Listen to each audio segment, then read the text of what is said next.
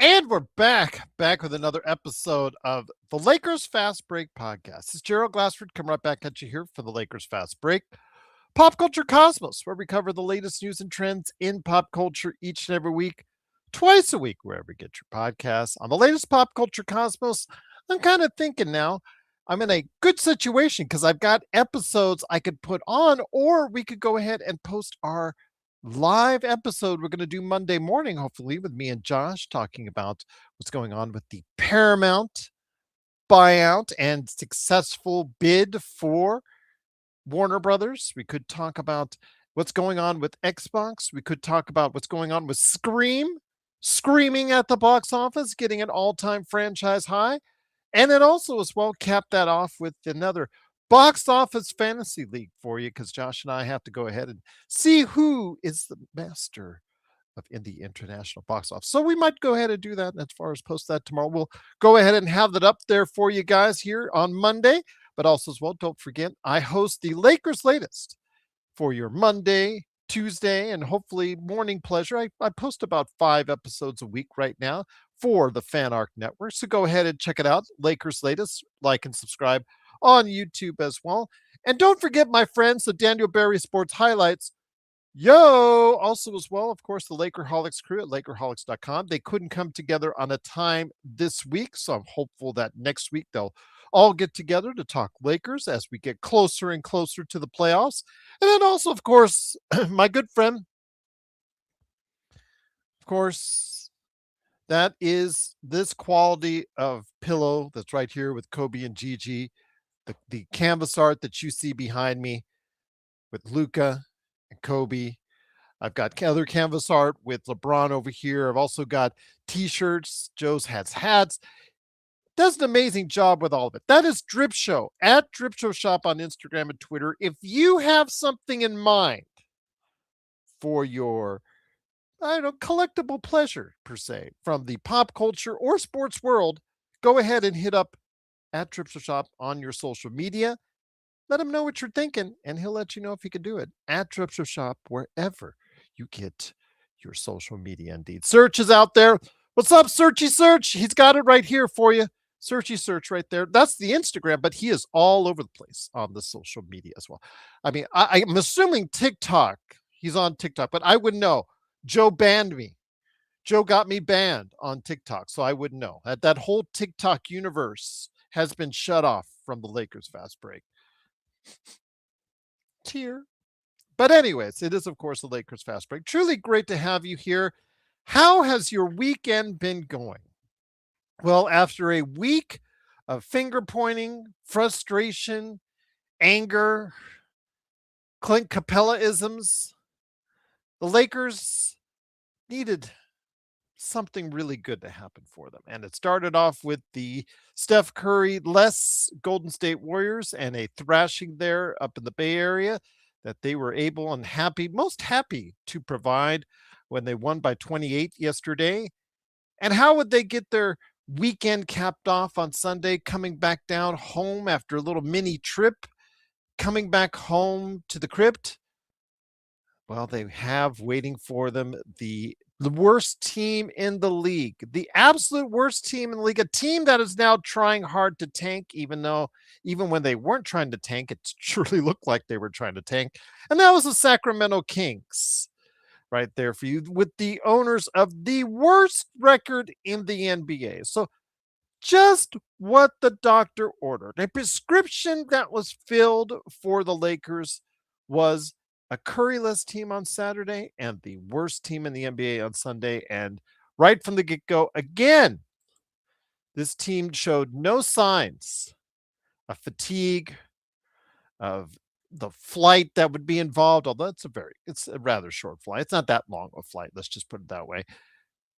36-18 to get started. And I'll tell you what, they got off to a hot start shooting again. And it was great to see, really kicked it into high gear in that first quarter, 36-18.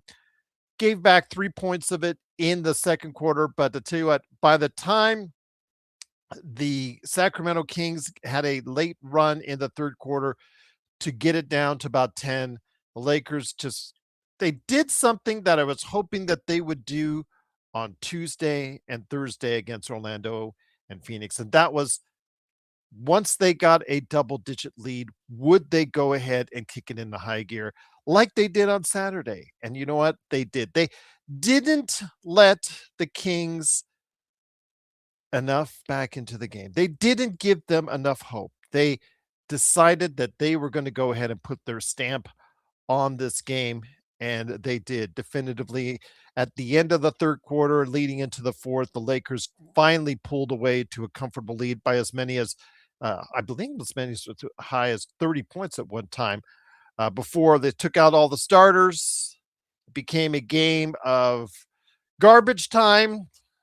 The Connects, the Theros, the Buffkins, the Bronny James, they all got their points in. It was great to see. And the Lakers cruised once again.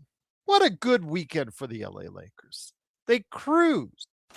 An easy victory, 128-104 after last night's victory as well. Such a great thing to see. El Rosto's in the chat. Truly appreciated. We will make it 3 in a row. We will find out as the Lakers go ahead and make sure they've got their next matchup in mind. Who will that be? That will be against the New Orleans Pelicans. That's coming up on Tuesday. I think, again, another tanking team.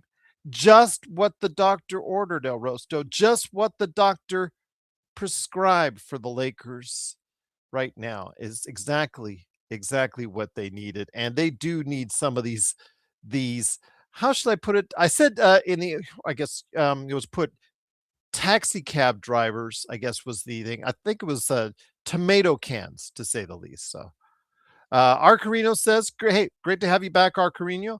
Will the Lakers ever have the opportunity to sign Wemby? I would probably say not until his second contract is up. I think there's going to be a situation where he's going to sign an extension initially with the San Antonio Spurs.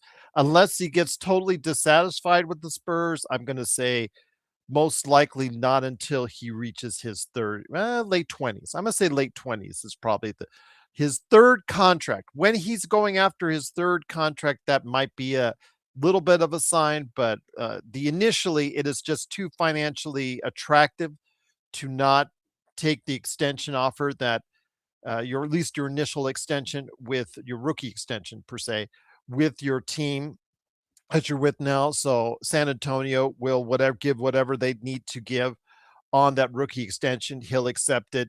And I think he's going to have the patience to see what's going there. And right now, obviously, they're doing good things. Yes, I know they lost to the Knicks, but they were winners of 11 in a row beforehand. So I think he likes what he sees in San Antonio. He is a very demanding individual on what he wants his team to do and what he wants his team to win. He's not very patient in a good way, meaning he wants his team to win right away, sooner rather than later. So, yeah, I don't foresee the Lakers being eligible to get him unless he sours on the San Antonio experience for quite some time.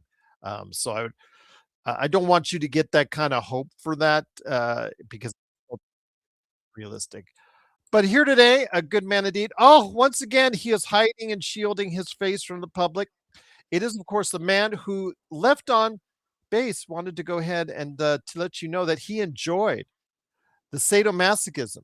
I guess on this show is really something that I did not know existed, Joe, because left on base wants you to go ahead and yell at him again. He liked it. Yes, yes, sir. May I have another? It is, of course, the guy behind the Joe Sorrell experiment. It is Joe. Joe, great to have you here. I didn't know this was a show based in BDSM, but apparently it is. The Lakers got exactly what they needed with coming into this weekend. They were a team in disarray. Couple of easy wins later. It doesn't take all the pressure off.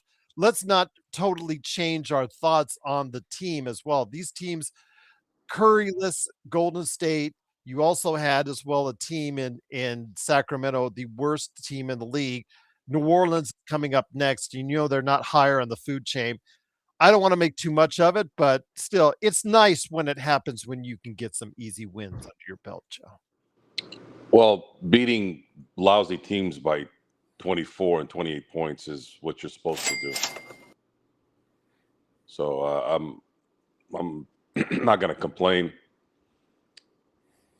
I'm not going to complain. This is I'd like to have another win again in New Orleans, and the schedule's pretty tight. There's really hardly any days off between some of these games. So get what you can get and try to see if you can win a couple of games against some formidable teams in between beating the lousy teams, so you can maybe get back to a 3 seed. That they're only 2 games behind the 3rd seed in the loss column. And no, I am not going to play your people's. When I react, I'm reacting. I'm not trying to make people feel good. I don't know what the hell's wrong with you people, man. You guys got problems. Search, I did not have any idea that this channel would evolve or devolve. What is this discussion? This is a sports show. 6 years later, 7 years later. We talk, we react, we yell, we smile, we giggle, and that's it, man. I don't know what the hell you guys go somewhere and do stuff that you want to do. No, this is a sports channel. Aren't there clubs for that? I don't know. I'm not as familiar with that scene, but I'm assuming there's places people can go for that. Yeah, there are. As a matter of fact, my friend Ryan told me about a swingers joint not too far from where we're at here. And of course, as he's explaining the story, my eyes start to squint. And I'm like, how do you know? So, very specific. It's like, oh, really? Okay. Yeah. Mm-hmm. But I will admit, I just read the ad. Well, I will admit, back in like early 2000s, I was working with a salesperson. Was around like 11 o'clock in the morning. So, I was just kind of shadowing him in terms of what he was doing. And we walked into a closed gay bar. And as soon as I walked in, I knew, I just started hearing the Blue Oyster theme from Police Academy. I go, oh, shit, we just walked into a gay bar. But it was closed, so we didn't know. And then, yeah, they were accommodating, and they threw a couple of whistles at us. And then I said, hey, listen, man, can we go to another part of town? Because this isn't really my kind of. This isn't where I want to go. Can't say I blame you, Joe. But anyways, tonight's game was relaxing. Yesterday's game was relaxing. That plays a good that plays a part in terms of back-to-back games like this. They did what they're supposed to do, and you can't complain at all. It's just nice to be able to just relax and enjoy some good basketball, good winning basketball. Yes, absolutely. Enjoy it, everyone. Enjoy the feeling. But I want to go ahead and get to something Nick T is reposting, and he put here in the super chat. Thank you, Roaster, for the super chat as well. He said, what is LA's record when Luka keeps his shots under 20? He is focusing on Luka not taking over 20 shots tonight, Joe. He didn't need it, obviously, with the fact that the Lakers were doing so well as a team and as a unit. He didn't feel the need to put it on himself or any of the Lakers for that matter. Any of the big three did not feel the need to play hero ball. There was more sharing of the ball tonight, and it seemed to work. But again, this comes up against a team you don't have Curry in Golden State, and this team in here, you don't have players in Sacramento. So when it comes right down to it, I don't know how much you can really evaluate how effective Luka is or is not, but obviously Nick T likes it the less that Luka shoots. Let it be a preview of what should be coming here soon in the Luka Doncic championship contending future. If teams are forced to play one-on-one with Luka, that's when you're going to see a very, very efficient Luka Doncic and a very scary NBA player. And that's something that anyone who watches Luka play should be able to identify and should be able to recognize. Because if this man gets players that are athletic, are moving around, and can hit open shots, it's just not going to work. It's going to work, and it's going to work efficiently for him. Because if imagine him running game on you without worrying about a shadow defender or a second defender on him. It's just not going to be fair at that point. He can do anything he wants to you. He'll take you anywhere. He's a big dude too, right? So if it's a smaller player, he'll back you down. He's got deceptive quickness. It's just I can't explain it, but he kind of moves kind of like a snake, right? And then he can shoot over you. He can step back and shoot over you. He makes hard shots, which is even worse. That shot he made in, I think, what was it, the second quarter? Man, that was as Larry Bird / Kobe Bryant as you can get. Like, as soon as it left his hand, I knew it was going in. I didn't have to see the trajectory of the ball. It was just a feeling. It reminded me of when I used to watch Kobe play. I'm like, oh, that's going in. I could just see it before it even actually hit its arch. Or arc. But yeah, it's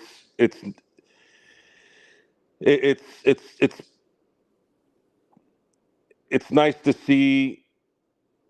It's nice to see wins. That's all I can kind of go with right now, and I'm just hoping that they can maybe fulfill what prophecy that JJ Redick has. JJ Redick believes that this team is going to figure it out. Figure that out. I'm pretty sure I know what that means, and if they do, then things could be interesting. But we gotta let this play out. I don't know, Nick. I mean, I'm trying to because I read your comments on a every game by game basis, and you're saying that I think that you're saying that he was unselfish tonight and unselfish on Saturday as opposed to what you think he normally is. But when he goes out, Joe, like against Orlando on Tuesday and gets 15 assists, I heard no mention from you, Nick, about this. See, that's the thing. Whether the Lakers win or lose, because you always have your eye fixated on Luka, he shot over 24 times. He struggled from the field. Yes, absolutely. But when you're getting 15 assists, is that not unselfish too? I don't know. You know, you're asking for two different things sometimes, Nick, when in your comments. Like, I know how hard you were on Luka on Tuesday. And then suddenly come Sunday, you're saying he's playing unselfish when he got 15 assists on Tuesday, but you called them Westbrook assists on Tuesday. So which is it, Joe? Which is it with the detractors of Luka? And he's just not the only one. In fact, you know, when the Lakers were in the midst of this slide this past week, there were a lot of people, you know, saying that the honeymoon's over for Luka. There were the Dan Le Batard show was saying that. ESPN was saying it. There were a lot of other outlets saying the honeymoon's over for Lakers fans with Luka because of the 3-game losing streak. And I get that, but when you're on one side, it seems like it's very contradictory when you're on the other. Yes, he was very unselfish today because they're playing a team that's not very good, and the other team, I mean, the Lakers, the other players, they stepped up today the way they always should. But when they're not, he feels like he has to put more on himself because of how talented he thinks he is, Joe. I just don't know. With Nick's thinking, it's like, okay, he cannot do anything right in his eyes. I want you guys to pay attention to what I'm going to say right now. Where does Dan Le Batard live? He lives in Florida, or is it New York? And what is the time zone change in Florida versus the West Coast? It's 3 hours. Okay, you're telling me that dumb fat ass is watching the game right now? Well, it wasn't him that said it. It was his show. Whoever's in Florida over there. They're all in Florida. when they do that show. But ESPN, what about ESPN when Fuck they say ESPN? ESPN hates the Lakers. They've always hated the Lakers. I don't give a shit what ESPN thinks. Well, they want to I'm play talking and they about want Dan to talk Levitard. about them every day. Dan Levitard and the East Coast Miami contingency. No matter if it's Luka, if it's Kobe, anyone that's LA Laker, anyone West Coast, they're going to talk some shit. It's just like that Pinocchio cocksucking looking piece of shit, Nick Wright, always talks shit about Kobe and the Lakers while he's sucking on LeBron's nuts, right? So the sources that a lot of these guys get their information from, number one, that toilet that's called X. Then you have to listen to people like Levitard because these guys are shock jocks and people are attracted to shock jocks. Now, in my case, I'm not. I like the Tim Leglers of the world, or there were a lot of guys that were basketball people back in the day that are no longer there because people want shock jocks so that they can have drama, so they're attracted to the drama.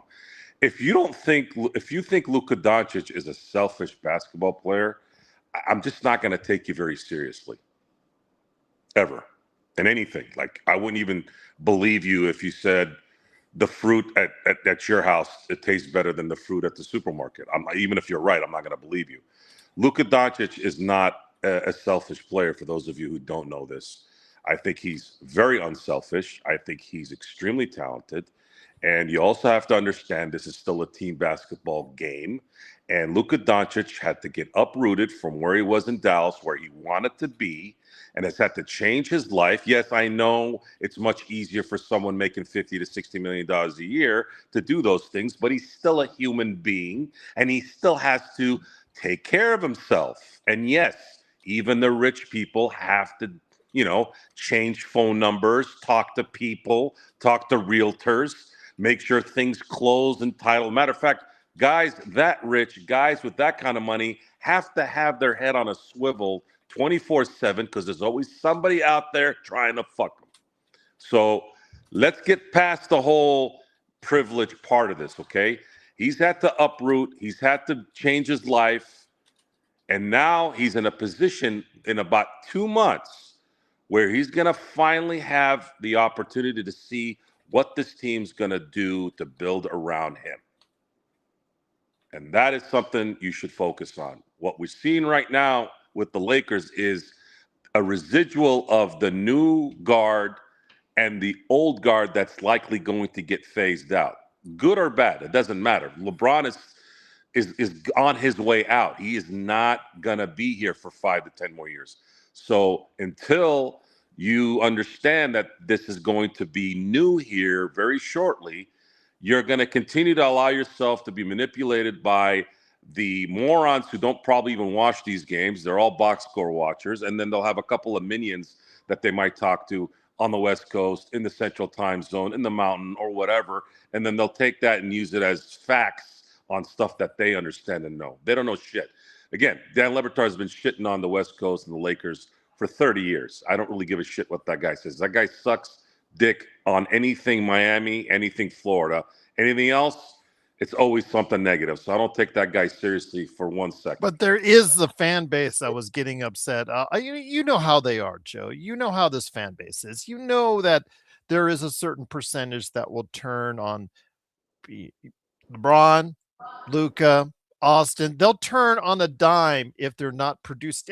That's just sports fans in general over any star athletes, Joe.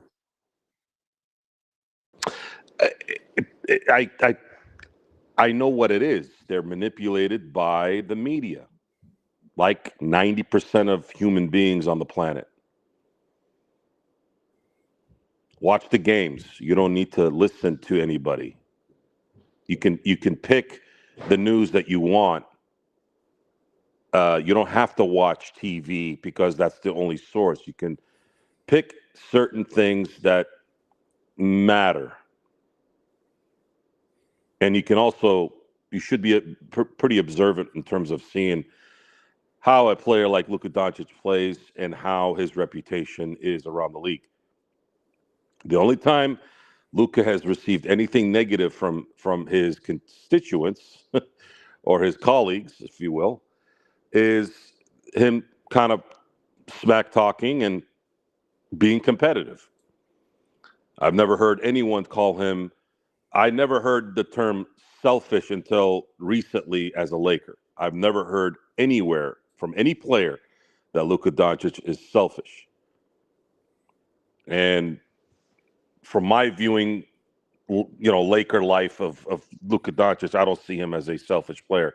If he takes ill-advised shots at three, well, when you watch the offense 90% of the time, it doesn't seem to move. So what do you want him to do? It's the old Kobe response. Well, I'm not going to trust these guys if they're not going to work for the shot. I'm not going to trust these guys if they don't want to work and do better. I'll take the shot. I like my chances better at taking the shot. And Luka's shot, even though it wouldn't be efficient, is probably better than watching Jared Vanderbilt try to attempt to do a singular basketball move to the basket on a consistent basis to make things work.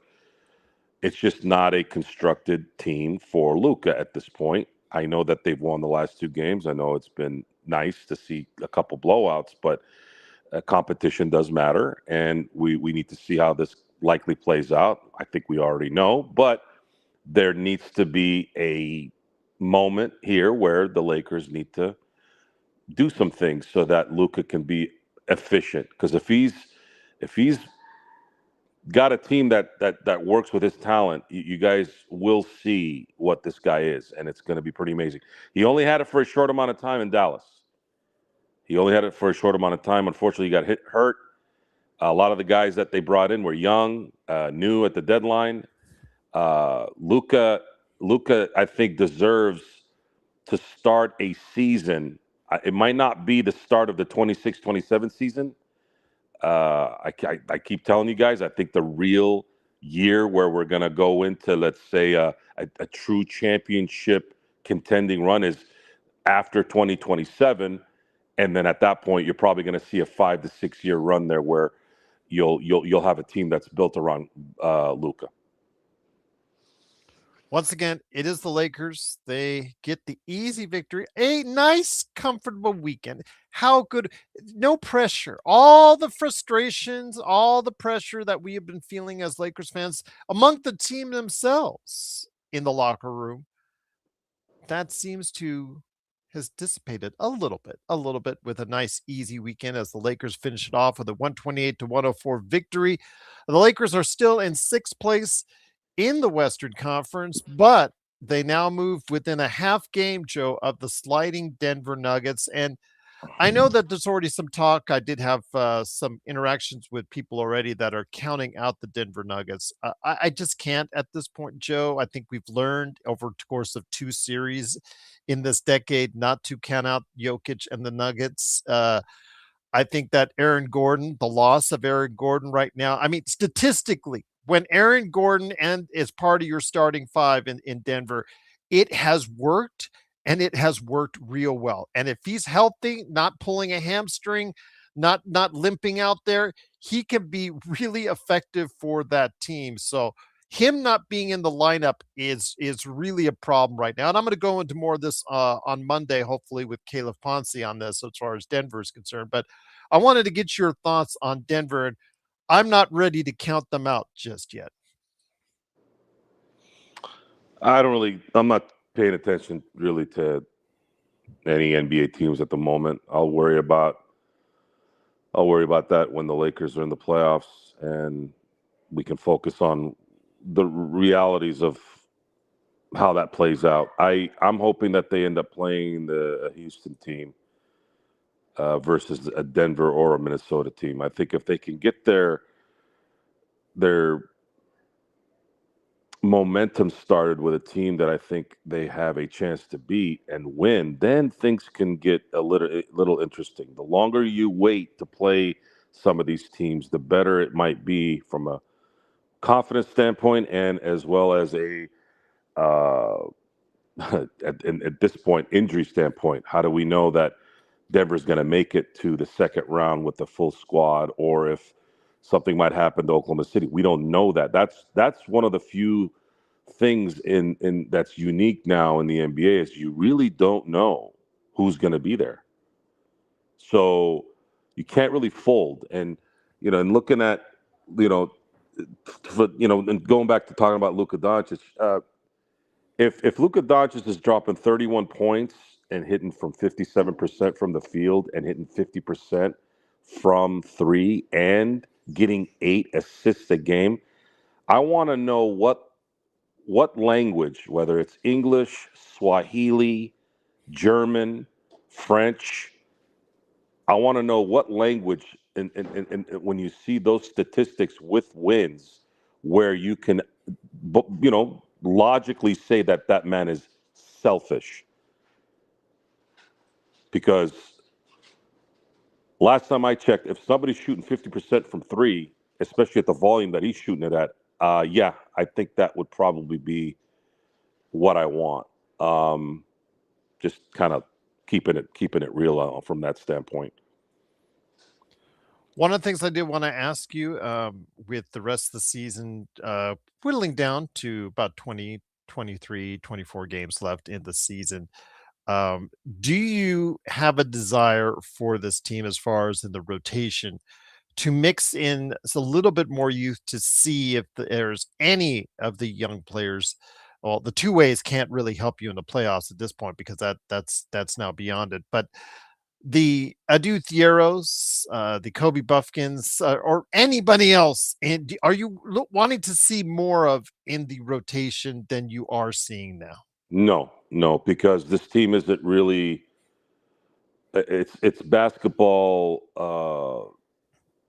Offensive set IQ is not really there. It's not interchangeable. Even though you would have a drop off in talent, when the system is good, at least the fundamentals are there. They may be a step or two off because of experience or whatever, but this team doesn't really have that kind of set. It's very erratic, and putting young players that might have some athleticism that maybe their predecessors don't have. It just doesn't look like it's going to matter. This team is the one great thing about this team since the deadline was the fact that Rob did this team a huge favor getting rid of a useless player for Kennard. Kennard has been a breath of fresh air, and if things can get a little bit better from an execution standpoint, I could see Kennard hitting some shots in the playoffs, and it meaning something in a playoff game. That's a good thing. So Yeah, the 5 assists though is what really impressed me from him today. The 5 assists, and you're talking about a guy that's been playing with this team for what, 3 weeks. mm-hmm. So maybe it gets better as the year goes on. But I've been very, very, very happy with that. Props to Rob for making that happen. It's been a breath of fresh air, and it's improved the team, at least off the bench. So when you're looking at the likely rotation of this team, I see LeBron, AR, Luka, Rui. I don't know what the hell DeAndre Ayton's going to be on this team at the end, but obviously he's going to be involved. You have to, right? And then you got Jackson Hayes, you got the Kennards. You're going to have a 7-man rotation going into the playoffs. I don't see a lot of athleticism on that team other than Jackson Hayes and LeBron in spurts. So it's going to be tough to bring in some young guys that aren't talented enough or experienced enough to likely make a difference. I just don't see it. Once again, it is the Lakers winning, of course, tonight.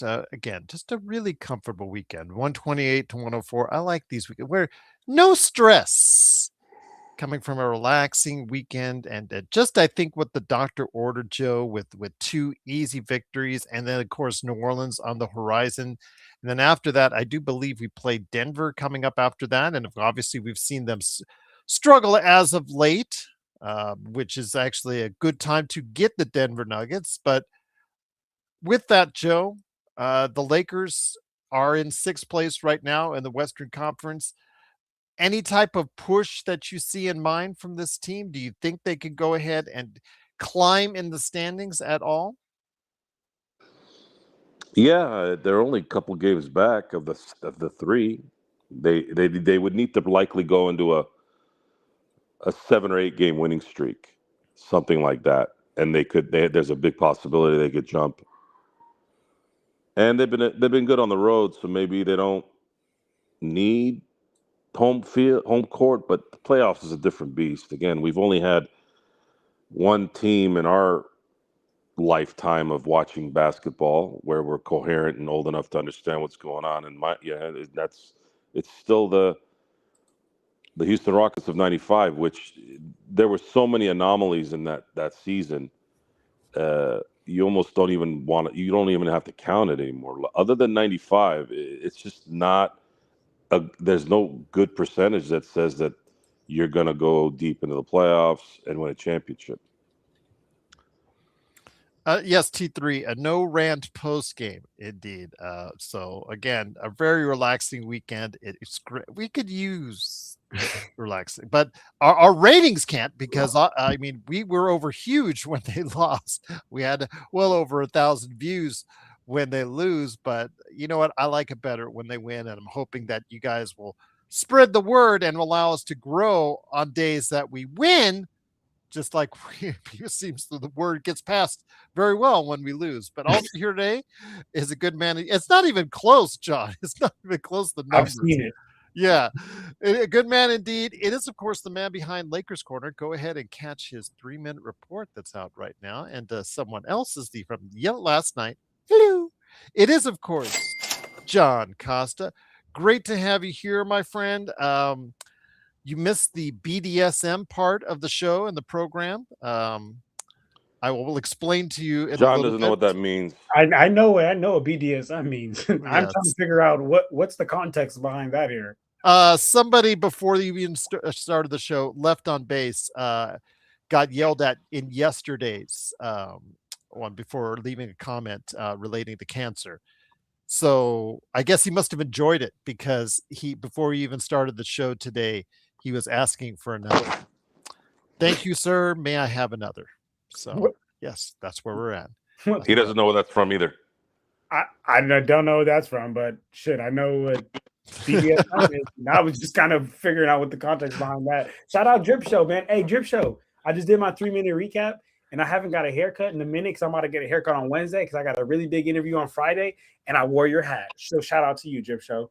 There you go. Absolutely, indeed. At Drip Show Shop, wherever you get your social media. So, John, the Lakers with an easy Luka Doncic birthday weekend. Let's just go ahead and title that. Just absolutely relaxing. 2 big wins.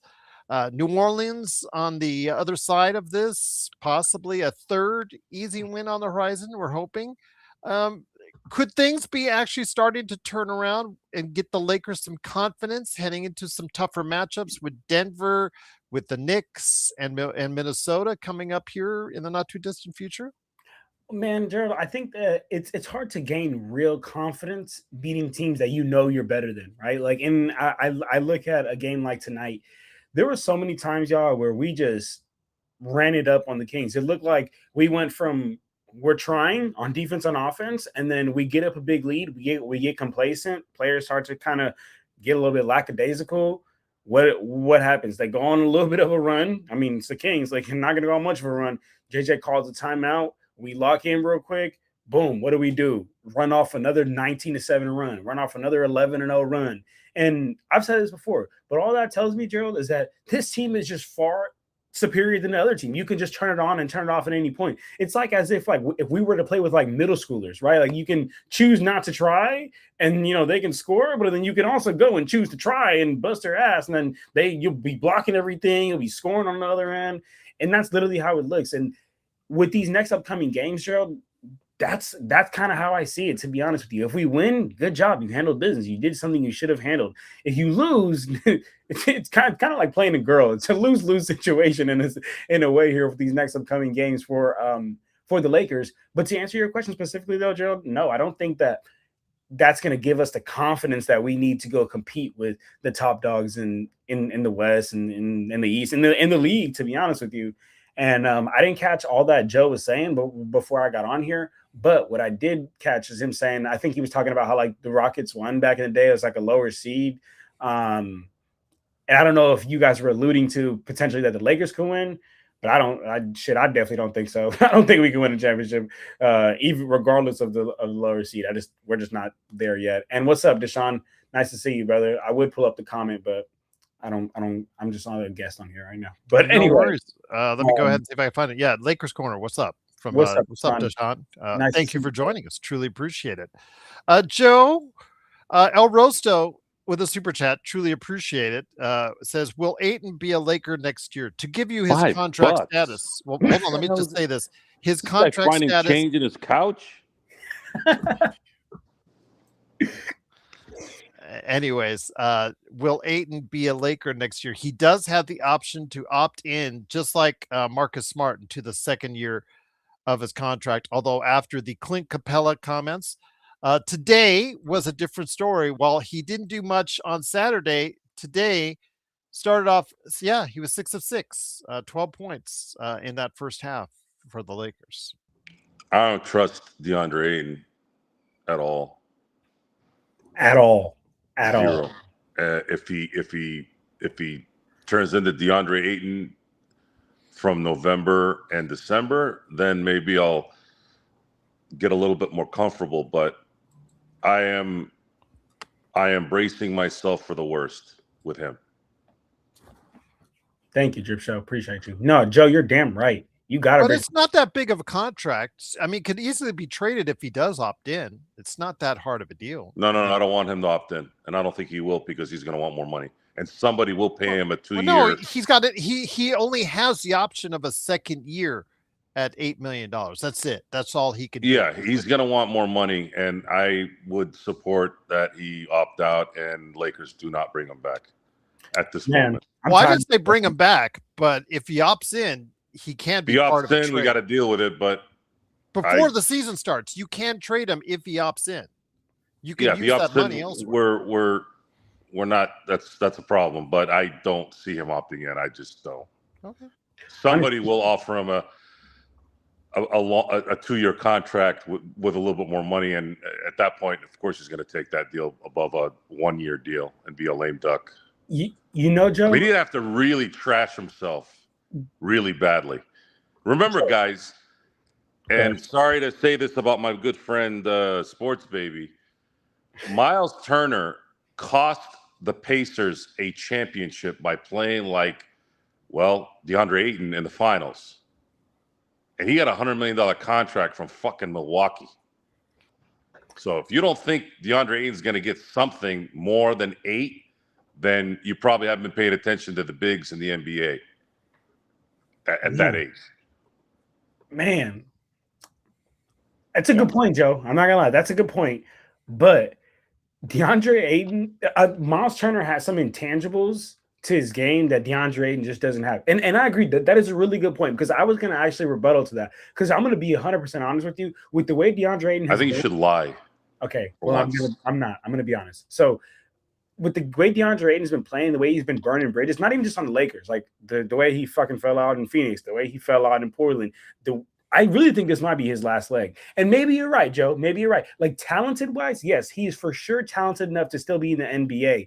But talent isn't what's going to carry you throughout your entire NBA career. You have to be able to lean on more than that. And I'm going to be honest with you, I think he's just continued to burn these fucking bridges. I would not be surprised if he's out of the league. That I know it may sound crazy, but it would be delayed, John, because remember, if his expansion gets approved later this month, then that gives him 30 more spots, 30 more opportunities to go ahead and still okay. If expansion for sure, but if being today, the teams that we have in the league today, I'm gonna be honest. You look around. I think you're lying. Okay, well, you look around the league. It's a sales strategy, Joe. I do that. I'm just going to say this. If he opts in, that's fine. You trade him. You use that $8 million for trade with other players like Vando. You package him with Vando. You package him with Dalton. You package him with other contracts that are not beneficial to the team, or as much as you would like to the team, or as much as we would like to the team, and you put that in a trade and a package for something else by the time the season starts. So you don't even have to deal with Clint Capella or the wannabe Clint Capella in DeAndre. Actually, was crazy. Honestly, I wasn't around when he said those thoughts. What did you guys think of that? Did you guys like speak on that? Because that shit is crazy to me. Oh yeah, we spoke on it quite a bit. Yeah. Like, that's exactly what the fuck we need. What are you talking about? Like he is like, yes, that's exactly what we need, brother. Well, you got to remember him being picked number 1 in the draft is such a detriment to his entire career, because it not just for the fact that there's so many expectations that other people have of him, but also what he thinks of himself, because he sees himself. I bet you if you walked up and asked him, with Luka standing right there, who is the best player in that draft, he would still tell you it's him. With Luka standing right there, he would still tell you it's him. As he should, though, Gerald. Let's real quick. He's a basketball player, as he should. You have to have an immense amount of ridiculous amount of confidence as a basketball player. So as he should. Search says a dude could be a player, but he needs a real coach. Absolutely. Raw talented player. He just needs to be shaped. Pause. I mean, if his big thing, okay, he hit the 3 tonight. That's the key. He was terrible from 3 in college. Absolutely terrible. So if he does not expand his game, then it's going to be hard for him to go. But I'd like to see him. I don't know because we haven't seen him in competitive play. We've only seen him in garbage time. I mean, to be honest with you, even with the 3 points tonight, I believe Maxime Renaud, who was chosen after him, has had in one game more points and rebounds in one game than Adu Thiero has had all season. So you don't know. Part of it's injuries, part of it's just the confidence JJ doesn't have in him to play. And Joe said you do not want to see younger players that the Lakers have on the end of the roster being utilized in those roles as of now. Is that correct? You asking me or you asking Joe? I'm asking Joe, because you said those guys are not ready. Yeah, the reason why I don't want to see the young guys is because they're not talented enough yet. They're not experienced enough, and the system doesn't allow them to use fundamental basketball to enhance what little talent and youth they have. It's not a plug and play type place. You have to be able to dribble, and create your own shot, which Adu can't. He's not a good enough shooter. They'll just sit back and wait for him to, turn into Vando, basically. Except Adu can actually get to the basket and dunk without worrying about him missing. But it's just not a system created for youth development and inexperienced players. It just doesn't. That's not it. It's talent driven. Can Austin distribute the ball? Can he score? Same thing with Luka. Same thing with LeBron. There is no Ayton go down in the block. We'll throw the ball to you. Go ahead and do your thing down in the paint. There's none of that. So you got to rely on the Lakers. Have to rely on their stars taking them to the top, and also hoping for some luck. That's the system right now. Trojan, just to answer your question, I believe the Lakers had almost 5 days off in November for when they were met up against Utah twice in a row. That shit was crazy. I remember it was like because he was asking because Phoenix has had several days off since they played the Lakers and wanted to know what was up with that as far as for the rest of I quickly scanned through the rest of the year, and I think the biggest break that they get is 3 days off. In between, or no, 18 to the 21st, something like that. It's 3 days, so it's most of the days. It's just like it's going to be every other day for the Lakers for the rest of the season. Yeah. So, it is what it is. Unfortunately, I mean, right now you got to go ahead and you just got to play what's in front of you. And New Orleans is coming up next, John. Again, this is a team where they're not trying to tank, but their record sure doesn't seem like it, because they don't get the pick that they're earning right now. So it seems like right now we should be looking forward to another good game from the Lakers. That confidence they'll need, because again, after that, you've got Denver, who is, I mean, they're sliding right now, but I'm not going to put anything past them. Then you go ahead at Minnesota, New York. You've got home games against them. You've got some tough stuff on the horizon, but it's nice to get some confidence builders before you do. Confidence builders, I don't know, because they're weaker teams. So I feel like it's just handling business. But what I do think it's record bolsters, if anything, right? Just helping the win totals. So like I said earlier, we just better not fuck around and slip any of these games. Because these games are, in my opinion, record bolsters. Like that's it. That's it. I don't think we're gonna be feeling like, damn, all right, we just smacked the Warriors, the Kings, and the Pelicans.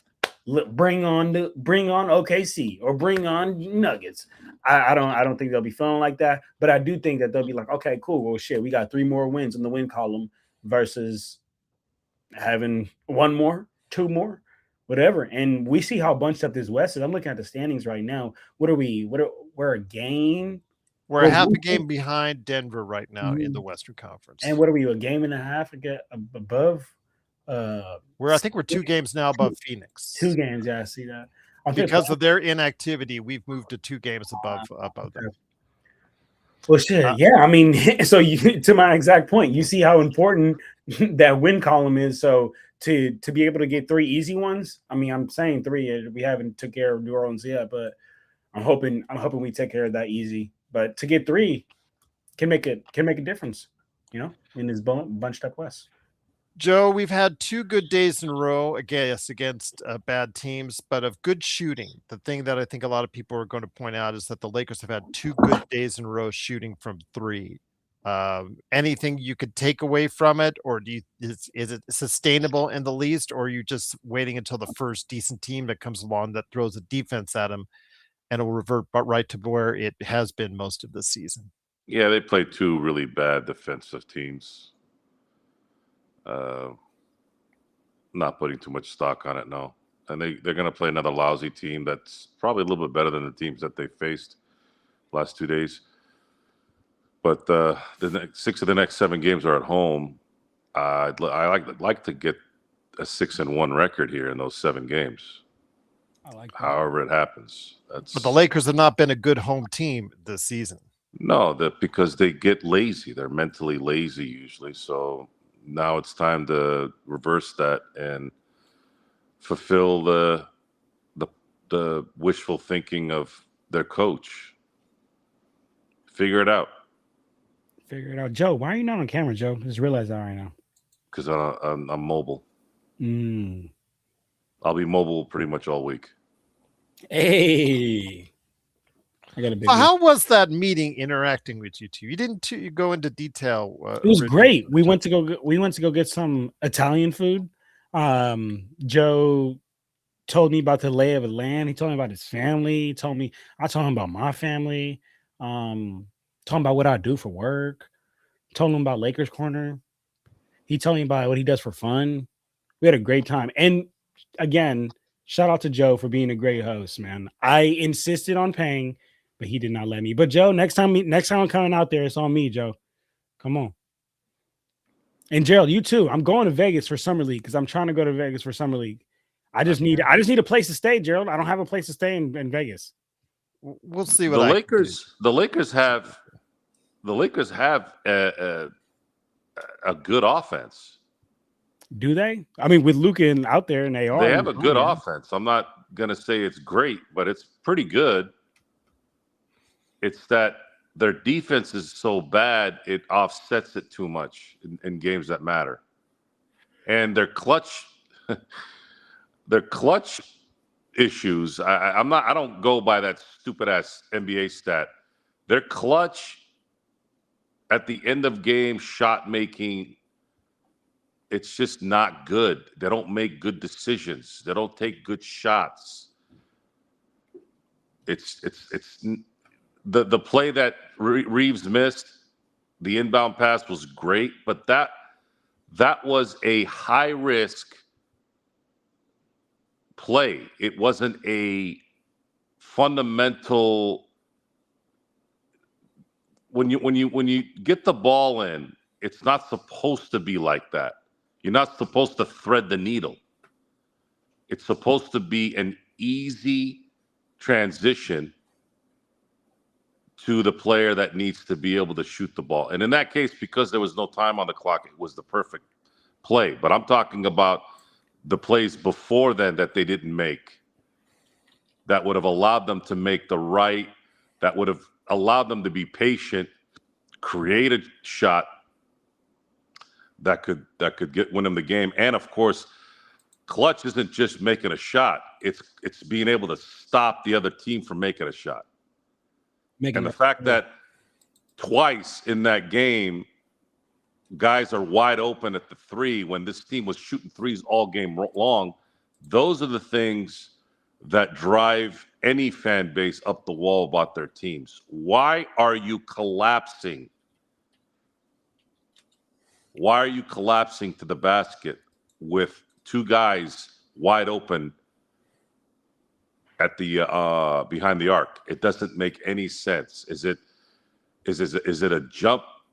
Like when somebody does a pump fake, is it just instinct? Well, you better start working on your instincts.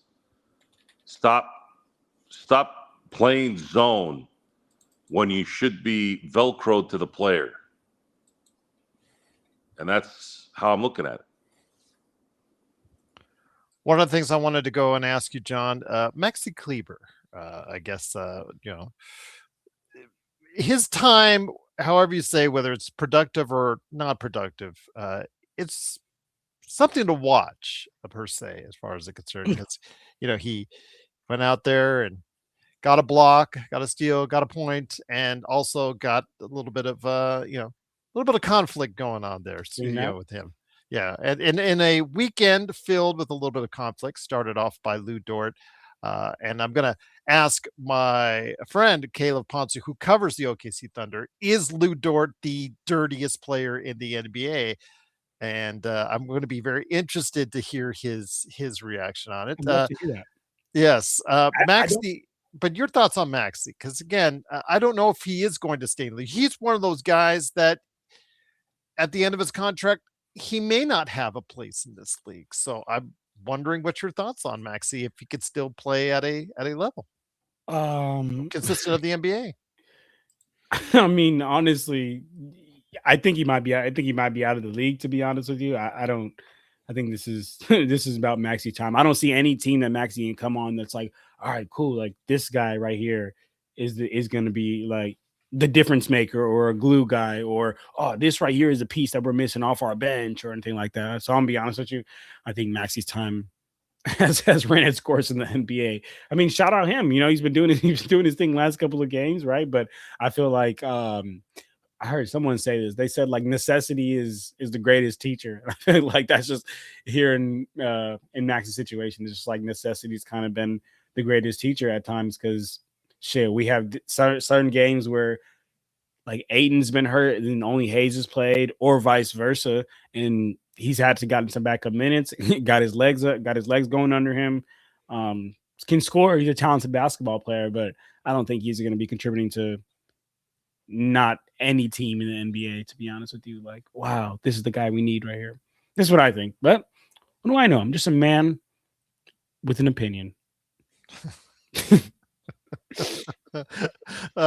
Joe, DeAndre Ayton, again, we talked about him earlier, Mr. Wannabe Clint Capella, that you do not want him picking up the second year of his contract from.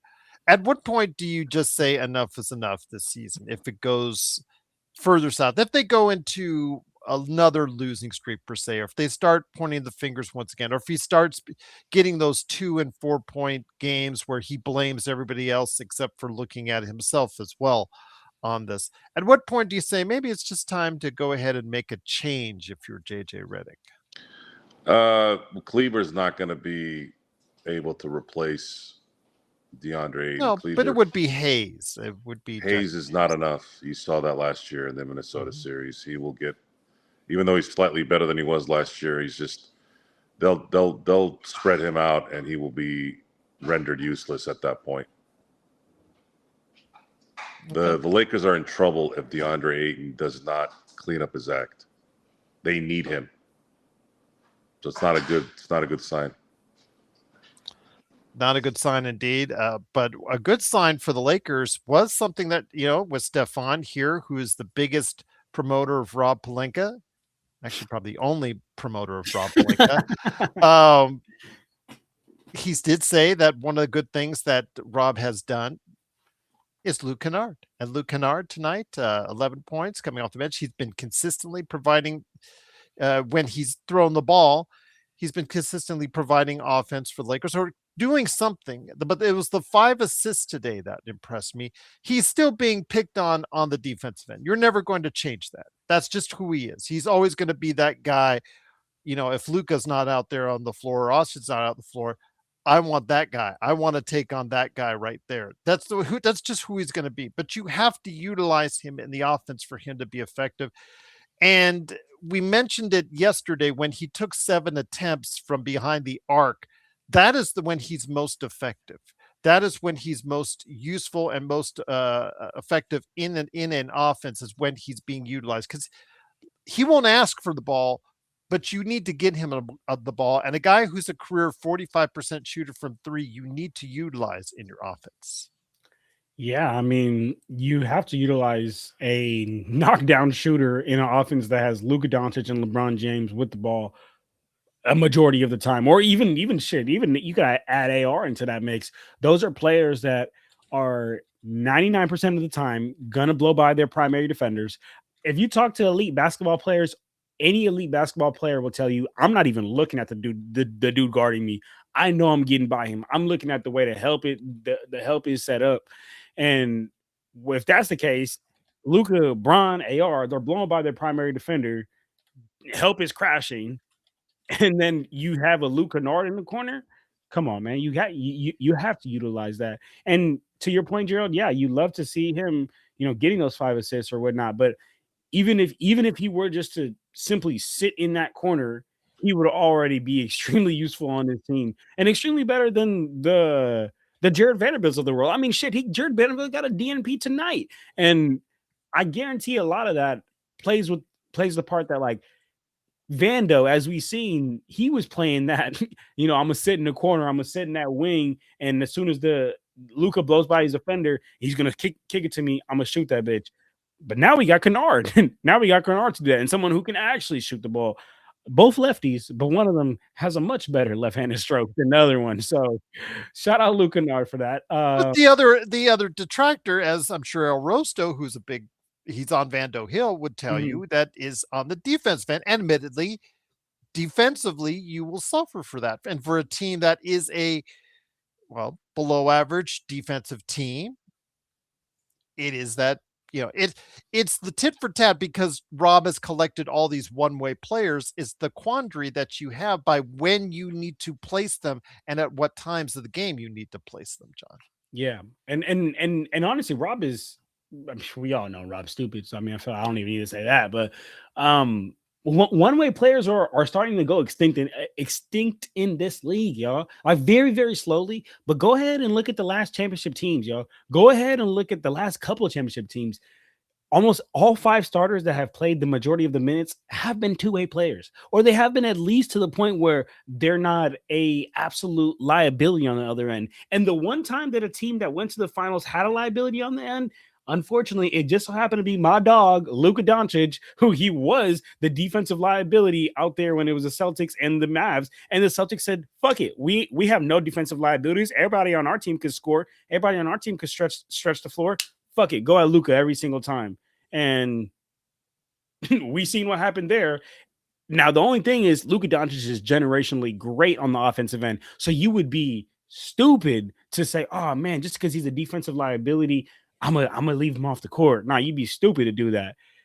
Now with the Vandos of the world, he's not the best, the greatest defender of all time, to where it's like, all right, the offense offsets, or even the other way. With Kennard, great offense, but he's still a one-way player. So between him and Vando, fit wise, I would rather him, but Yeah, El Russo is right. Also a one-way player in a different dimension, but still a one-way player. And I've been saying this for the last couple of years, y'all. One-way players are slowly going extinct out of this league. This league is getting to a point where you need to be able to do a little bit of everything on the court, and if you can't, you're gonna get targeted.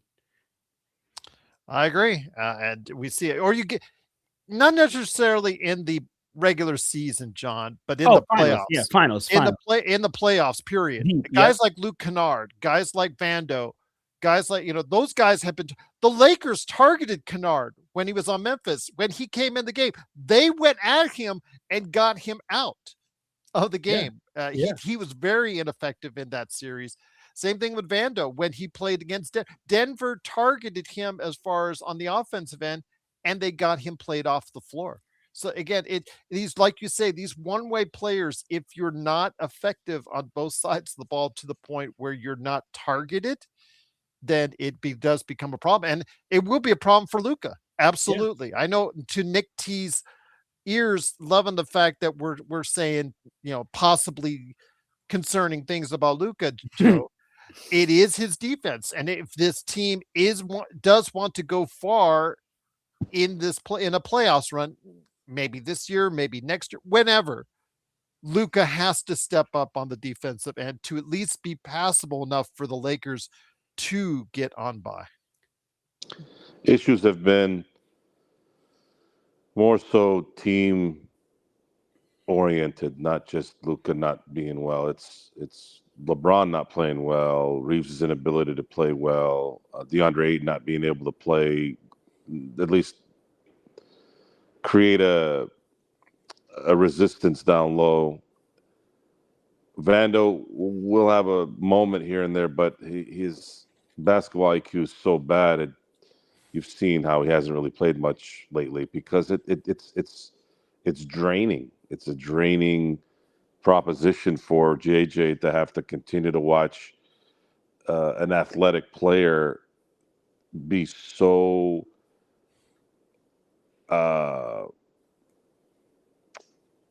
negative plus on just the basics of basketball. How I would handle DeAndre Ayton as a coach, we were asked on the chat.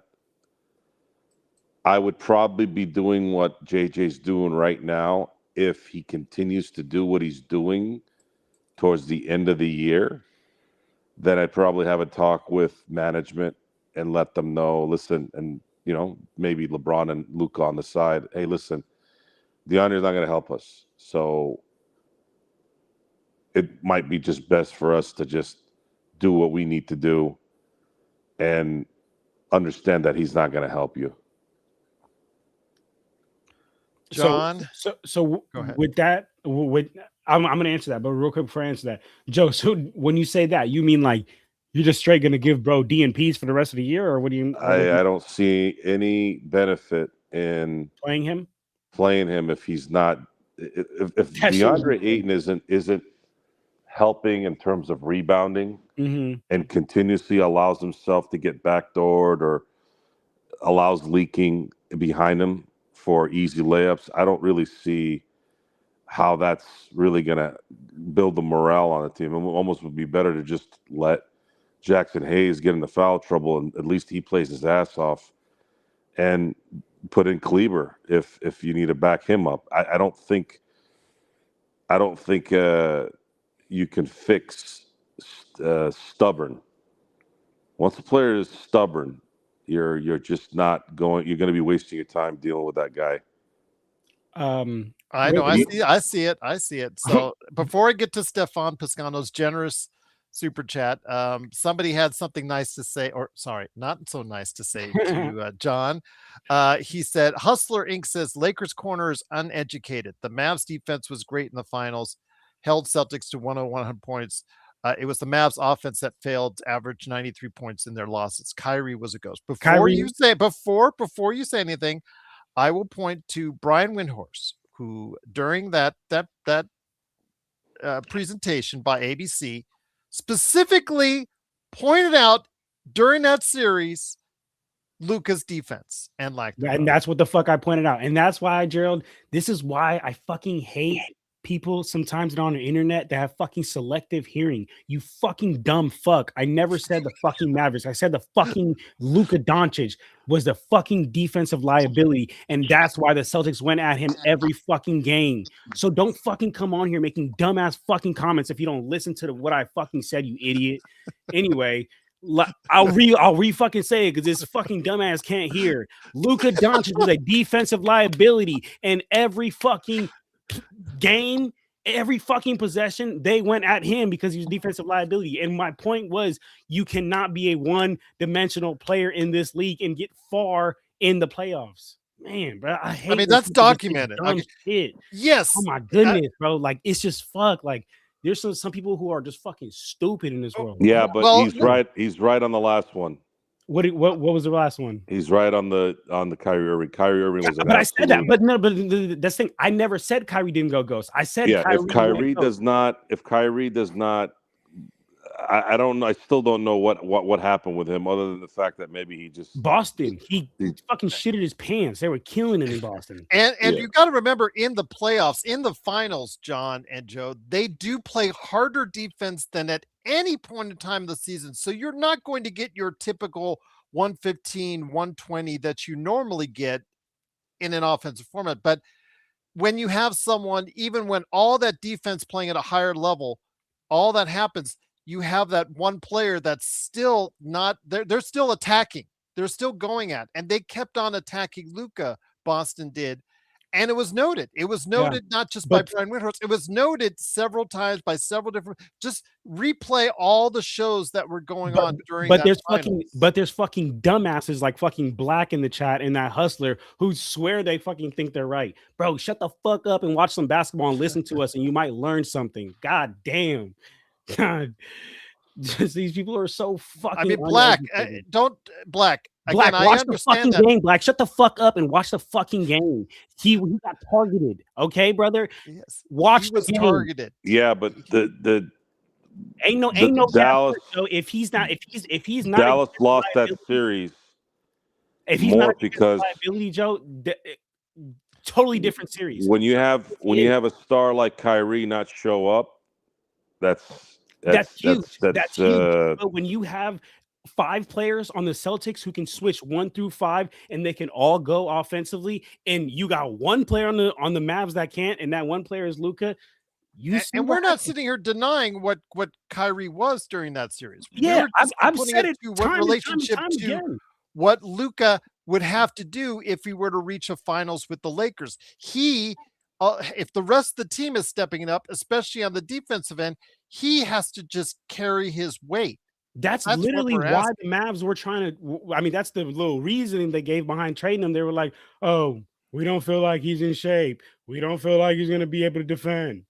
That's the reasoning, that the little fake reasoning that they gave for that. But come on, man. It's simple. It's much simpler. It's the fact that one of your stars didn't show up for whatever reason, justified or not. Kyrie Irving looked like a shell of himself. He looked like James Harden in the 2012 finals. Absolutely. Ghost. He looked like a ghost. If Kyrie Irving plays like, I don't know, 2016 Kyrie Irving. Yeah, fuck. 2016 that series goes 7, and it's a toss-up on who wins. Agreed. And also Luka not being as a defensive liability. And also shout out T3 and D, because but Kyrie's always been a defensive liability. I also think that Jason Kidd did get completely out coached. You said, well, Jason Kidd's the most overrated coach in the NBA. Oh, for sure. Yeah. I don't even know how he got that job, to be honest with you. It's so funny because the dichotomy of how Frank Vogel was the coach and Kidd was the not the assistant coach. He was like the co-coach or something, whatever they gave him, some special title with the Lakers. Some men are better as number 2s. And then it has turned around where Vogel's now the number. Darvin Ham isn't even a number 5. Come on, Joe. It's funny though, real quick. I just want to say it's funny because when he got hired to the Lakers, remember, like, everybody was backing him, being like, "Oh man, this guy's been such a great assistant around the league. Like, this guy's gonna be such a good head coach." And man, that shit went south so fast. Like, that was one of the worst coaches. It was the first game. There was actually someone in our chat on the post game for the first regular season game Mhm. and said, "Fire Darvin Ham," and it Fuck. all went downhill from there. That And it person's just, fucking I right. remember that as crystal clear as anything. I just saw it pop up right there on my screen. Fire Darvin Ham, Dude, and you it was should've just listened to like that guy. yeah, exactly. I don't know. I remember who it was, but I just remember seeing those words on that first game. I was like, wow, already it went downhill from there. Probably our boy Serge, man. Shout out Serge. There you go. The Stefan Piscano podcast, got to give him a shout out. The link is in the chat. Check him out. Yes, by my man Serge put in there. He said AR, and that's a good point. AR average went from averaging 32, 6, and 9 to 18 in his points a game in his last 17 games. What's gone wrong with Reaves, Joe, as far as him not getting a bigger piece of the pie since he's returned from that injury? There's not enough basketballs for him, and LeBron is healthy.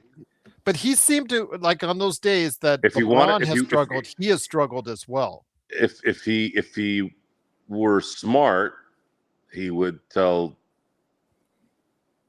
JJ, you know what, maybe just take me off the bench, put me on the bench, and let me run the second unit and drop 20 to 22 points a game. The 30-point a game wasn't sustainable. He was in a zone. He had the opportunities to do what he did, but I don't believe Austin Reaves is a 30-point a game player. Him coming off the bench would make this thing much easier in my view, but that was also when I was figuring out that maybe DeAndre Ayton would be doing the things that he's supposed to do. So I don't really know. You think that 92 points earlier in the season in 2 games was just fool's gold? You have to understand something, guys. I know people get enamored by stats, and there's certain stats that have merit, right? Because it results in wins. So there are certain players that'll drop 34 points a game, and it usually means that they're going to win the game, i.e. guys like Shai Gilgeous-Alexander, players like Luka Doncic. There's been some cases where even Jokic dropping 30, 10, and 10 doesn't mean they're winning. It's not and I'm not dogging on the Jokic. It's just certain players translate to wins when they have certain stats. So those stats actually mean something. However, with Austin Reaves, he did come off the bench when he first came back, and I thought that was actually when they were starting to play their best ball. Facts. Because he's coming off the bench, and the wave doesn't stop. You have to keep dealing with elite scorers, right? When they're on. And what's going on? Sorry, Joe. No, Xbox Mark is talking trash to just John. on crack. Just clearly, Mark, stay off the drugs, Mark, please. Go ahead, Joe. I apologize. The other issue is I think his calf probably has held him back still. He's not as springy. He's not twirling and diving and running and, creating contact and getting N1s like he was. He's probably being cautious. He wants his money. And that's likely his first thoughts right now. I don't really think he cares about winning at this point. He wants to win. He's a team player. But I think he and his agent, because his agent's probably in his ear, be careful. Don't kill yourself. You've got a possible max contract waiting for you, which you all know how I feel about that. There's no way that the Lakers in any realm should be paying him the max. It would be a very, very bad investment. You let him go and test the market. You let his agent know, listen, go test the market and bring us the number and we'll decide on matching it. Match that offer sheet, baby. There you go. Oh, now Mark says it's European and Brazilians against American LP. Hey, okay. I gotta play on what's the difference between Europeans and Brazilians? Well, no. As far as the Different LFB languages. crew versus our fans, our followers, Oh, remember we were going to go Americans versus Aussie LFB, but now Mark has included the entire continent of Europe. Hey, come on, baby, let's get it. That means I play on 2 teams because I'm American and Brazilian. So come on, that means I play on 2. One half for us, one half the other side. Okay, there you go. Blacks called you a Smurf earlier. Oh, okay. Black's a hoe, and we all know he's a hoe. you got to understand He only something, says Mark. that shit on the computer. Black us wouldn't say Americans, my face. He's a fucking bitch in person. We all us know. Americans really don't listen to authority. Like we had people telling us we had to close our stores. Dude, there was a restaurant down the street that said, "Fuck you. I'm not closing the store." It's different here. I keep telling people this that are not from here. I mean, they sort of know, but they really don't. That's why it was so weird watching all these daisies and tulips walking around thinking that they were in Canada all of a sudden. Like, what do you mean I gotta put a mask on? What the fuck are you talking about? I'm outside. That shit was crazy. A grown-ass adult telling another grown-ass adult, put a mask on outside by the beach? You can't open your store? How about this? How about you eat ass? Eat it. And fuck off. That's America. We don't give a fuck. And that's what pisses everybody off. Come on. We don't close our stores. We don't put masks on outside. At least I don't. And several of my friends don't either. Although I do have some friends that do. They're jackasses. Yo, it is what it is.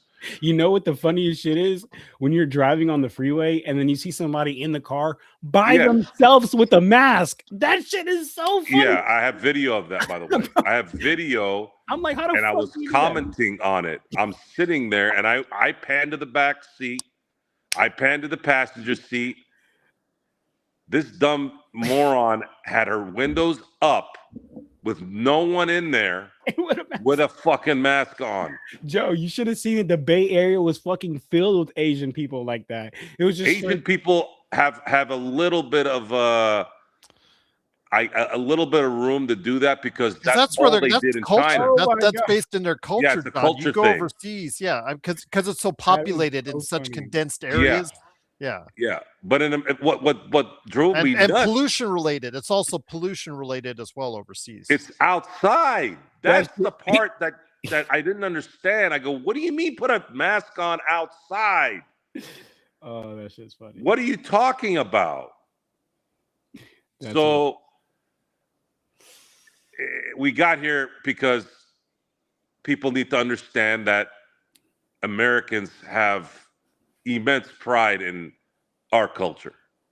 So we're not losing the fucking game. And then we have a lot of Americans here that don't like other Americans who are proud to be American for some reason. That shit's crazy. You don't want to.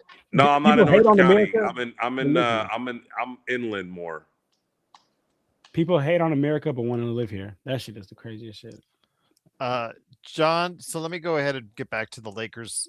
Once again, the Lakers do win. Easy victory for them. Great weekend for the Lakers, 128-104. I know I talked to Joe about seeing if there's any of the young guys that might necessitate needing a little bit more time. I know of them, maybe a Thiero, because we really haven't seen him at any type of competitive point at all this season. Part of it's injuries, part of it's just they just don't have any confidence in him. I want to see what the kid has because he's on a multi-year contract. It's not very expensive. You can easily move it. But when you have Maxime Renaud, who was, again, I will go back to him, one of the actually several players that were chosen after him that have proceeded to make a larger stamp in the league, causing more eyes to go back on Rob and his, drafting prowess or lack thereof, as far as I'm concerned, because frankly, he has not done well in the draft this decade. I want to see what the kid has. I'm not calling him a bust. I'm not calling him success. You don't know because you don't play him. So Yeah. you don't really know what you got in Adou Thiero. But it's concerning when you see players that are getting the time like Diawara in New York or Renaud getting a double-double tonight for Sacramento again, because that's like the third or fourth in 2 weeks for him. It just is concerning because these are all players, the undrafted players or the drafted players that Rob could get when he was busy jumping up in the second round of the draft. Because remember, he made 2 trades in that second round to get Adou Thiero. So there's a lot of pressure on that kid to succeed, whether a lot of people like to say it or not. Yeah. And I'm going to be honest with you. I think that he actually has the potential to succeed in this league. Oh, Stefan, I don't hate Rob Pelinka. I just don't think he's a good GM. Yeah. It's just that simple. We don't think he's a good GM. This whole panel has said he's not a good GM. It's not hate, but that's a strong word. It's he's just not a good GM. He's a below average NBA GM. Yeah. That's simple. That's it. I mean, there's below average basketball players. There's below average people at your job. Rob is a below average at his job. Fuck, what was I going to say? I was going to say some shit about. Theero.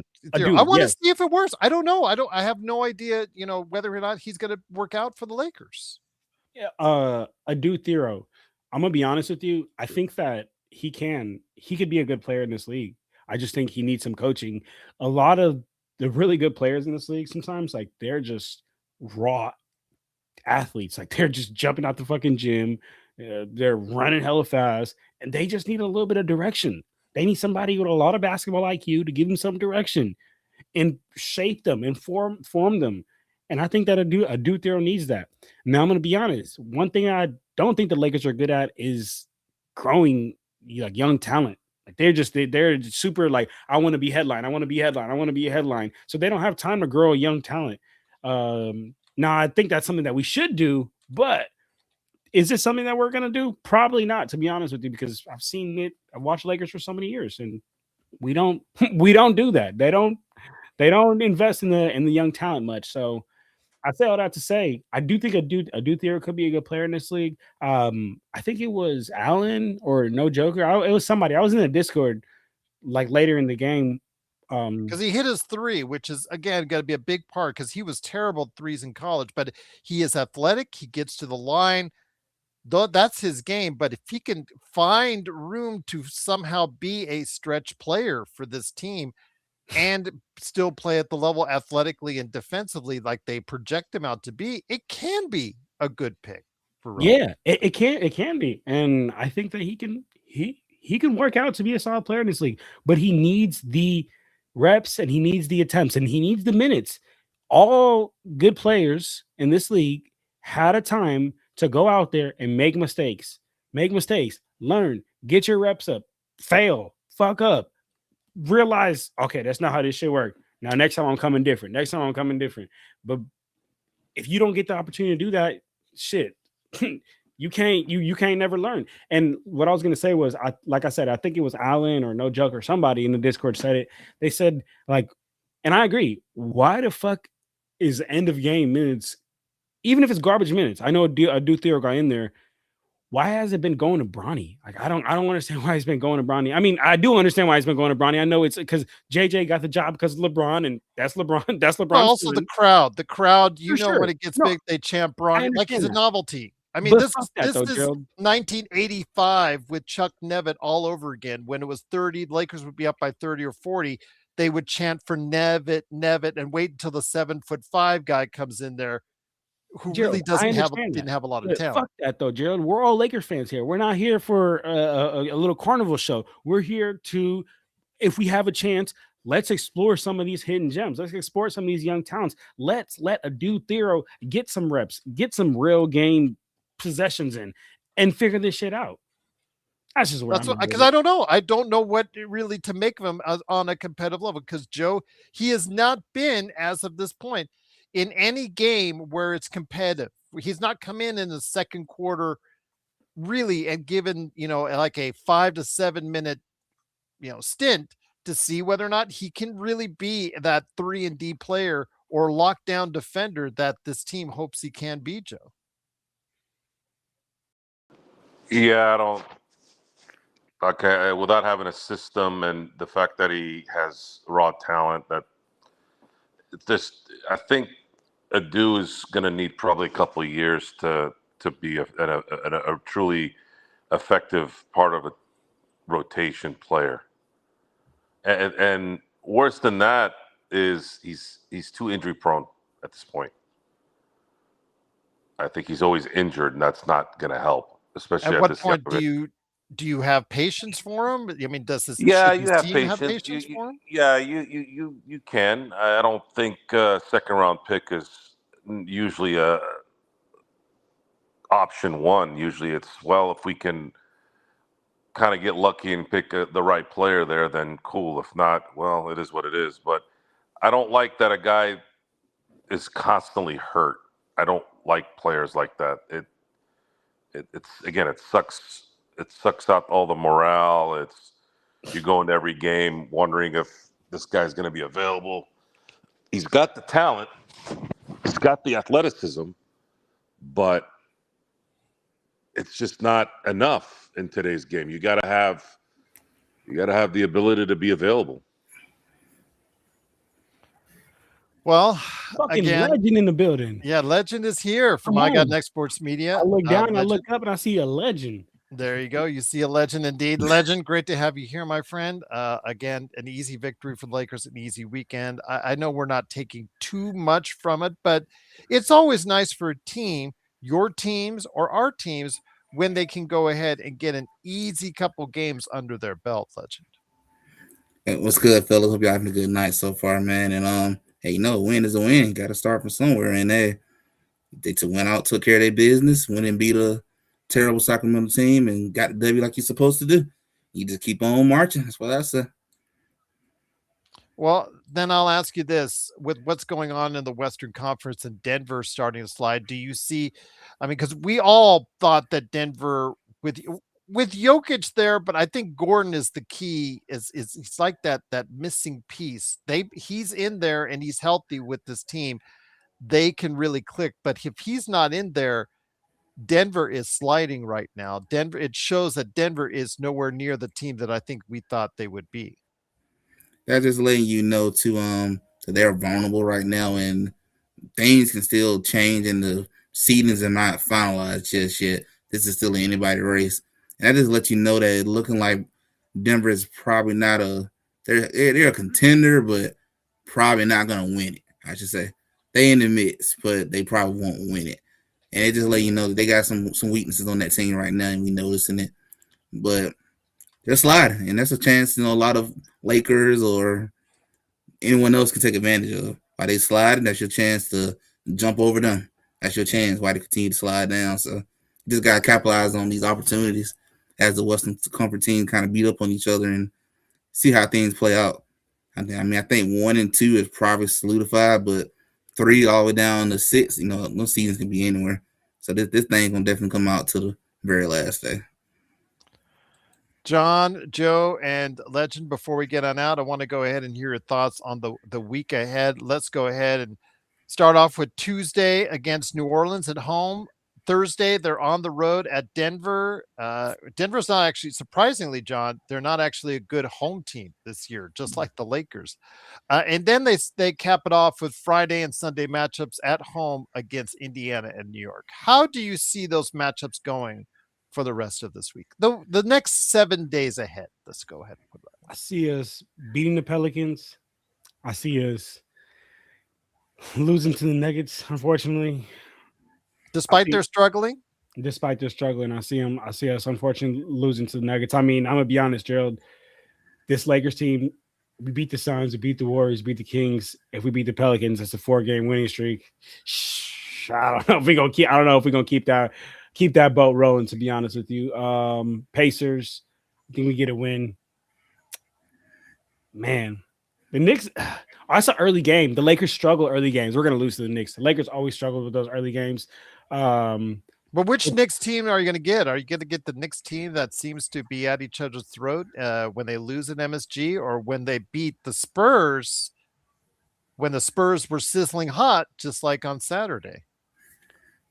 That I can't tell you, but what I can tell you is that the Lakers usually suck at those early morning games. So factor into 12:30 game on a Sunday. I'm gonna go ahead and go with the L on that one. And then Timberwolves is the last game. Let's say we beat the Timberwolves. Come off a loss, get a win next game. Timberwolves impressive victory on the road against Denver. So, all right, they're starting to put things together, but I hope you're right. We can go ahead and get the home victory on that. Before I get it over to Joe, what are you up to on Lakers Corner? Yes. Check me out on Lakers Corner. YouTube, it's Lakers Corner. I do 3-minute game recaps. Instagram is Lakers_corner. TikTok, it's Lakers Corner 24. And yeah, follow me, guys. 3-minute game recaps, all type of Lakers content. Trying to get to 8K on Instagram, so get me there. Almost there, man. Appreciate you guys. But besides that, great Lakers win, man. Great Lakers win indeed. Joe, what are your thoughts on the next few games? Let's lead it into the Minnesota game. How do you think the Lakers will do? If they want to get the 3 seed, they got to win 6 of 7. That's how I'm looking at this right now. I like it. Simple and short and straight to it, Joe. That's what they say. Sometimes less is more. They've thrown away enough games. It's there's 22 games left. It's time to put yourself in a position. If JJ Redick is indeed correct, this team needs to figure it out and start playing playoff basketball right now. And if you bust the tire going into it, then you weren't meant for it anyways. It doesn't matter. Stop playing half-ass. Stop missing games. It's time to get your body ready for a 4-series run, and at least mentally. Whether they do it or not is obviously up in the air, but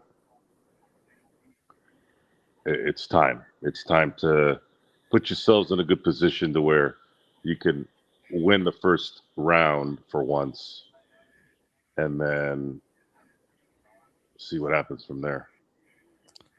And I don't know how much to take, Stefano, because I know it's been brought to our attention. In fact, the running gag was that he's shooting better from 3 than his father. Bronny is substantially better than his father, but when does he get a chance to shoot? I know that people will throw out, he only plays in garbage time. So you could probably hit it, and I could probably hit 40% from 3 in garbage time.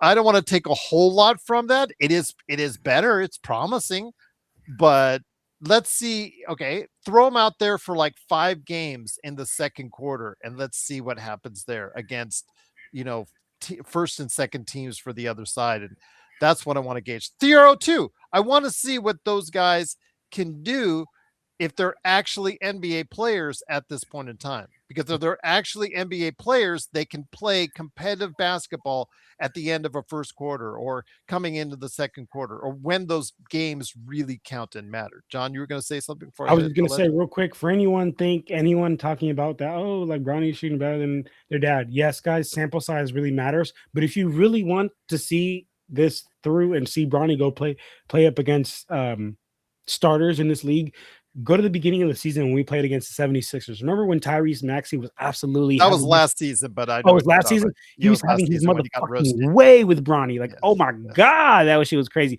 I felt like I was watching like varsity scrimmaging against freshman team. It was... But how has it improved? It has. He goes... but I mean, to shut everybody up, because I like the ones, I know, and Joe hates it when, where's the game out? They must be losing by a lot if Bronny's coming in the second quarter. Try it once against the Minnesota. Have him guard Ant or have him guard DiVincenzo. Have him guard a regular rotation guard, like let's say next Tuesday, John, just for about 5 to 7 minutes. Let's see how it looks then, John. 7-0 run. That's what I want to know. 7-0, might be 10-0. 10-0 run. I don't know. I mean, because then it will just shut all the people up that are so up on Bronny. That's what I want to know. Or it will reinforce what they have to say if he does play well against them. So that's one for once and for all. because I don't want to hear or see Bronny moved on or waived, at the end of the season or whatnot. And then we have like for years on this show, wow, they should have given a Bronny a chance and should have given Bronny because that there are going to be some people out there that's saying it. Again, put him in a game, a competitive game, 1, 2, whatever you want to do, and just see if it works. And if it doesn't, then you know what? We move on. It's just that simple. But Legend, your thoughts on the week ahead for the Lakers, leading into the Minnesota game, and what you're doing on I Got Next Sports Media. Probably gonna take a little break on the sports channel. I'm kind of private game on my channel that everybody see me be on the most of the time. I have definitely don't hit over, I think maybe like 12,200 subscribers. Get in there, making our way towards 2,000 subscribers on the gaming channel. Which one is that? That is the Legend 350 channel. Subscribe. So that channel is moving. It is blowing up through the anime stuff. But for the Lakers portion, I'm gonna definitely say beat the Pelicans. I think the Denver and Timberwolves game, that's the one I'm like, I honestly don't know what's gonna happen now. I just gotta watch it, see what happens. The Knicks, I'm gonna say they get the win against the Knicks. I think they get revenge for the last loss. Because Knicks kind of been up and down, just like Denver too. Yeah, when you start to have confidence in the Knicks, they kind of let you down this season. So yeah, that was for a team that many picked to win the East, and I was one of them. There you go. So go ahead and check out Legend 350 right there for you, and then also what he's doing at I Got Next Sports Media. But Joe, any experiments, or are you going to be too busy getting prepared for your trip to spring training? Joe's mobile. He's mobile. Joe's mobile. Probably taking a shit right now. Like I'm about to go do. TMI. Like I'm about to go do. I didn't need to know that, John. I didn't need to know. Okay, we started on a BDSM note, and now we ended on a bathroom note. Okay, all right, that's great. But of course, it is. What is your obsession with telling everybody you got to take a piss? No, I said I'm gonna take a shit. Yeah, oh my God. No, Joe, because you didn't respond, so I was like, oh, Joe's probably like taking a shit, like I'm about to do. I don't want to respond to you going to the bathroom. You don't have to respond. I didn't ask you to respond. I just said what I'm about to do. I didn't say I don't want to know. We don't want to know. Okay, well, it's a free country, so I don't give a shit. It's a free country, man. Don't tell us you're going to the bathroom. I'm gonna go to the bathroom and take a shit after this stream ends. I hope the water splashes in your ass. Oh, dude, like when the shit just drops and the shit comes back at you. Pause. Yeah, I was pretty clear on what I just said. Why don't you get one of the toilets that does the thing? The bidet. I used to have a bidet. Yes. I used to have a bidet in my old apartment. There you go. All right. Legend, the reason why I said that, because we started the show, even before the show started, we had somebody that Joe yelled at yesterday for asking for another yell. So yes, like that wanted more. Thank you. So may I have another? So again, it is the Lakers Fast Break. Search and Destroy says, great show, Gerald. Bless the chat room indeed, as crazy as you guys are. Thank you. Oh, Xbox, you're really going down that road. Okay. All right. I think it's when we get to that, what Xbox I think we're Mark, you just did a sports baby comment right there with that stuff. Out of nowhere. All right, this has been a NSFW show, and did not expect that. Thought on an easy. What am I going to say? It's an easy victory for the Lakers. It's how you start off the month of March. Yeah, I guess so indeed. Happy March, everyone. All right, it is what it is indeed. But it is the Lakers getting the victory, 128-104. I'll have NBA observations coming along this week. I am going to ask Caleb Ponce, who covers the OKC Thunder, is Lou Dort the dirtiest player in the NBA, among other topics as well? I'd love to hear his answer. I want to see if it's a homer answer or if it's a, proof is in the pudding. Just have to go to Twitter. You just have to see the footage, and it's right there for you. But we'll go ahead and talk about that and other subjects. I might even get Legend on for an NBA observations later this week. Matt John wants to do an NBA observation. But of course, we've got Tuesday coming up for you with the Lakers and the New Orleans Pelicans. And Joe breathing a sigh. Maybe he needs to go to the restroom too. I don't want to know. No, that's not why I'm sighing. It's can't go one show without having to hear Diddy's freaking bullshit. Oh, because yes. Who said Diddy? When if you scroll up, because the Who do you beads, think? the beads were mentioned no. by Mark. The beads that of a certain area and region of the body were mentioned by Mark, and then people went there from there. The one and only. Yes. All right. So toilet humor is abound. Get some sick people out there, man. All right, guys. That's for sure. And they're in our chat. But it is, of course, the Lakers winning 128-104. We'll be back, of course, for a post game on Tuesday and NBA observations all week long, right here as part of a great Lakers weekend. Happy birthday, Luka. Great Lakers wins right here on the Lakers Fast Break Podcast.